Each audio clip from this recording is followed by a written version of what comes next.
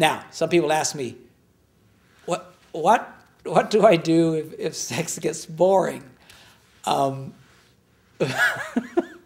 first of all, if sex is boring to you, isn't that a little odd? I mean, we're saying sex. If you say sex and boring in the same context, something's probably not right.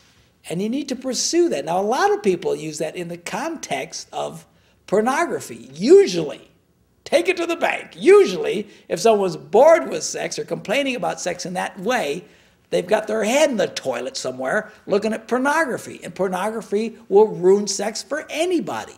It's not a healthy thing. You can't, nobody looks like that. Nobody does that kind of stuff. Nobody is this animal passion that these actors are acting out in these porn things. A lot of people who have porn addictions, they're destroying their own sex life. The very thing they want, they're not going to get if they use porn. You need to get some help. And for those couples that are struggling with this, usually a guy, and sometimes some women as well, but the spouse of the person who's addicted, you need to understand something. It's an addiction, just like heroin addiction, just like alcohol addiction.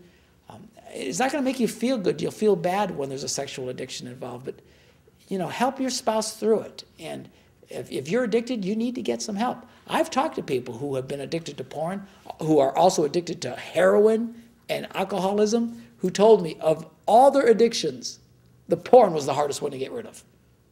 Think about that.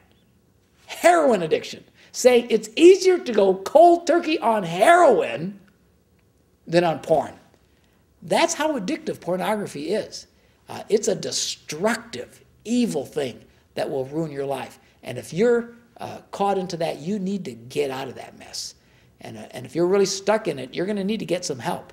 Now, we have a program on our website that you can do online. It's called Pure Online. If you go to our website, you'll see a link there where you can sign up for this 30-day program where you can interactively using your computer for something positive for once to help you break the problem of sexual addiction.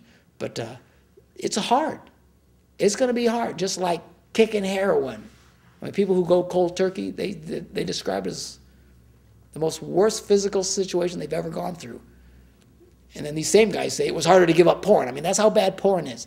The spouse needs to be patient, but you need to do something, and you need to go cold turkey. But what you need to understand fundamentally is what you're wanting, which is great sex.